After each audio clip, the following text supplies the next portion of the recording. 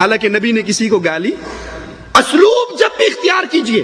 اچھا یہاں پہ ایک اور نقطہ بھی سمجھ لیجیے. اکثر لوگ کہتے ہیں کہ یار اہل حدیثوں کی دعوت تو سچی ہے، اہل حدیثوں کی دعوت سچی ہے، لیکن اخلاق ان کا ذرا تھوڑا سا ڈھیلا ہے. میں اس کی مثال دے کے آپ کو سمجھاتا ہوں. ایک شخص اینک اتار کے راستے میں بیٹھا ہوا، گزرنے والا گزرا، اس کے پاؤں کی ٹھوکر لگی، اینک ٹوٹ گئی. اس نے کہا بھائی معاف کرنا، غلطی ہوگی، آپ کی اینک میری ٹھوکر سے ٹوٹی. اس نے کہا ادھر آؤ، آپ دیوبندی تو نہیں ہو؟ کہتا ماشاءاللہ کیسے پہچان لیا آپ نے؟ واقعی میں دیوبندی ہوں. کہا کوئی بریلوی ہوتا نا یہ اینک جڑوا کے دیتا، معافی مانگ کے جاتا. آپ نے جڑوا کر نہیں دی، کم از کم معافی تو مانگی نا. اور اگر کوئی سلفی وہابی اہل حدیث ہوتا، وہ توڑنے کے بعد کہتا بے وقوف یہ رکھنے کی جگہ ہے، پاگل یہاں اینک رکھتے ہیں، پیچھے کر اپنی اینک کو. وہ توڑ کے بھی جاتا، دو سنا کر بھی جاتا. حقیقت بھی یہی ہے. اب آئیے ذرا اس کے اسباب پر غور کریں، آخر کیا وجہ ہے، یہ سختی اتنی کیوں ہے؟ اس کی وجہ یہ ہے کہ شیطان سب سے پہلے قبر پرستوں کے پاس آیا اور ان سے کہا اس مردے کو علی حجویری کو داتا کہو، اسلام آباد والے کو بری امام کہو، مانسیرے والے کو حکومت بانٹنے والا کہو، اجمیر والے کو غریب نواز بندہ پرور کہو.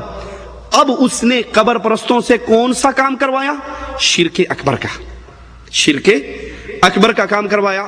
جب انسان شرک اکبر میں ملوث ہو جائے، شرک اکبر کرنے والا ہر سال حج کرے، ہر ہفتے عمرہ کرے، ہر 3 دن میں قرآن ختم کرے، جو مرضی کر لے، جب مرے گا سیدھا کہاں جائے گا؟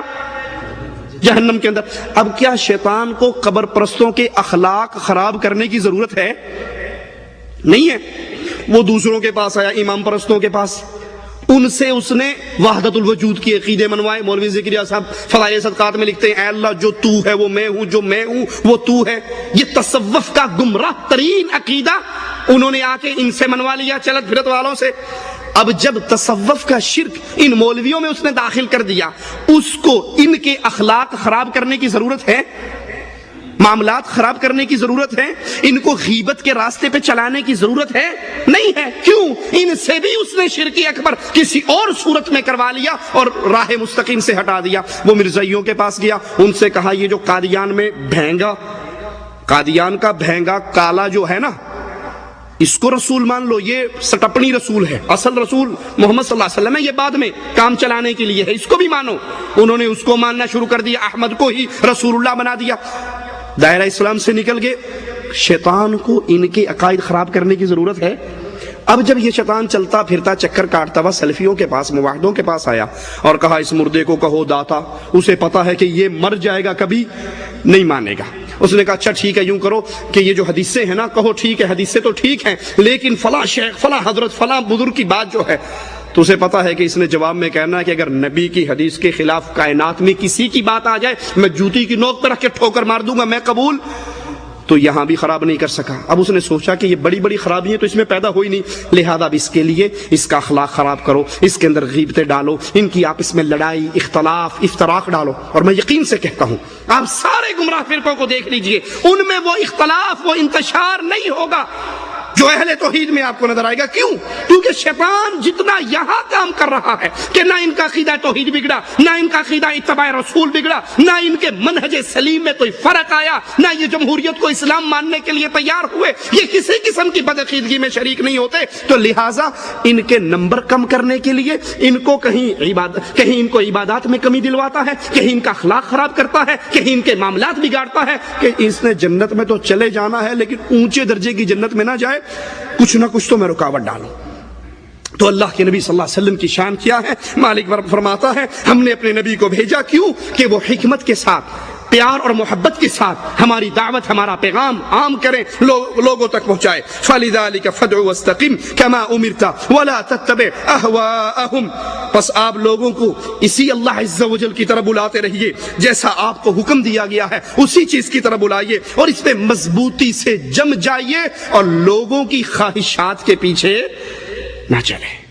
اہل ایمان جب بھی چلتے ہیں وہ اللہ عز و جل کے حکموں کی اتباع کرتے ہیں، وہ کسی کی خواہش، کسی کے سوچ، کسی کے خیال کو دین نہیں بناتے. دین صرف اتنا ہی مانتے ہیں جتنا عرش والے اللہ عز و جل نے نازل کیا ہے. اب جس دور میں رسول اللہ صلی اللہ علیہ وسلم مبعوث ہوئے، آپ تشریف لائے، اس دور کی کیفیت کیا تھی، اس دور کے حالات کیا تھے؟ بگڑا ہوا زمانہ، بگڑا ہوا دور، بگڑے ہوئے لوگ۔ زمانے سے مراد یہاں اس وقت کے رہنے والے، وگرنہ زمانہ اللہ عز و جل ہے، لیکن اس دور میں جو لوگ تھے ان کی اخلاقی کیفیت، ان کے معاملات، ان کی سیاسی کیفیت تمام کی تمام پرلے درجے کی گمراہی کا شکار ہو چکی تھی۔ کبھی پانی پینے پلانے پہ جھگڑا، کبھی گھوڑا آگے بڑھانے پہ جھگڑا۔ کیفیت یہ تھی اپنی بیٹی کو، اپنے نطفے کو، اپنے لختے جگر کو لوگ زندہ زمین میں درگور کر دیا کرتے تھے۔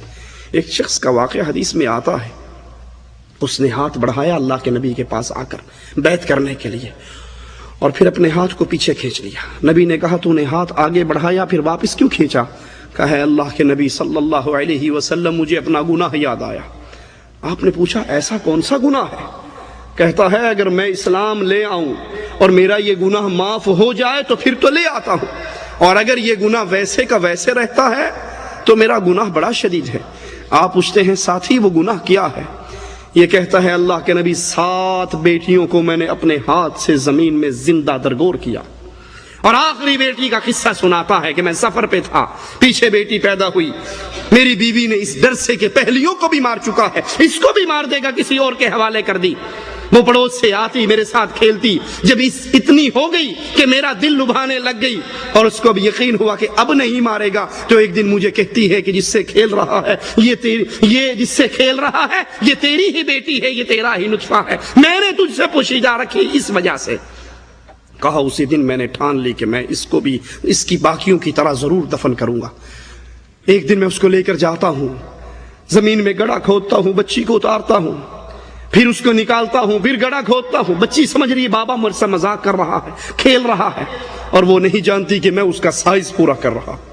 اور جب وہ اتنا ہو گیا کہ یہ بچی اس پہ دفن ہو سکے، میں اس پہ مٹی ڈالنا شروع کرتا ہوں، اور جب اس کا جسم جکڑا جاتا ہے، اسے یقین ہو جاتا ہے کہ یہ مجھے مارنے لگا ہے، تو وہ اپنے جذبات سے کہتی ہے بابا مجھے کس جرم کی سزا دے رہا ہے، میں تجھ سے کوئی چیز طلب نہیں کروں گی، ایک زندگی کی بھیک مانگتی ہوں، ایک زندگی کا سوال کرتی ہوں۔ اے نبی وہ روتی رہی، وہ چیختی رہی، وہ بابا بابا کہتی رہی، اور میرا دل اتنا لوہا ہو چکا تھا، میں اس پہ مٹی ڈالتا رہا اور اس کی چیخوں سمیت میں اس کو دفن کر کے لوٹ آیا۔ صحابی کہتے ہیں ہم نے جب آقا علیہ السلام کے چہرہ اقدس کو دیکھا تو ہمیں نبی کی آنکھوں سے گرتے ہوئے موتی کی طرح آنسو نظر آئے۔ آپ کی داڑھی مبارک رو رو کر اس ظلم کو سن کر بھیگ گئی۔ یہ کیفیت تھی اس دور کے لوگوں کی۔ پتھر اکٹھا کر کے بکری کا دودھ دو کر اسی کے سامنے سجدہ ریز ہو جایا کرتے تھے۔ ایک شخص کے بچے مسلمان ہو گئے، باپ ان کا اپنے گھر کے اندر بت رکھ کے اس کی عبادت کرتا تھا۔ سوچا بابا کو کیسے سمجھائیں، بڑی دعوت دی، نہ مانا، تو پریکٹیکل دعوت دینے کا آغاز کیا۔ بابا کو گھر نہ پایا، اس بت کو اٹھایا، جا کر باہر کچرے پہ پھینکا۔ وہ واپس آیا، اس کو بابا جی نظر نہیں آئے، بڑا پریشان ہوا، باہر نکلا، ڈھونڈتا دیکھا تو کچرے پر پڑا تھا۔ اٹھا کر اس کو عرق غلاب سے غسل دے کر پھر اس کی جگہ پہ سجا دیا۔ ہمارے ہاں بھی عرق غلاب سے غسل چلتے ہیں نہیں چلتے ہیں؟ 2.5 من عرق غلاب سے فلاں کی قبر کو غسل، فلاں کی قبر کو غسل، فلاں کی قبر، یہ پرانے دور کی باتیں ہیں، آج کی نہیں۔ یہ زمانہ جاہلیت سے یہ شرک چلتا آ رہا ہے۔ کہا اگلے دن ہوا بچوں نے پھر اٹھا کے دور پھینک دیا۔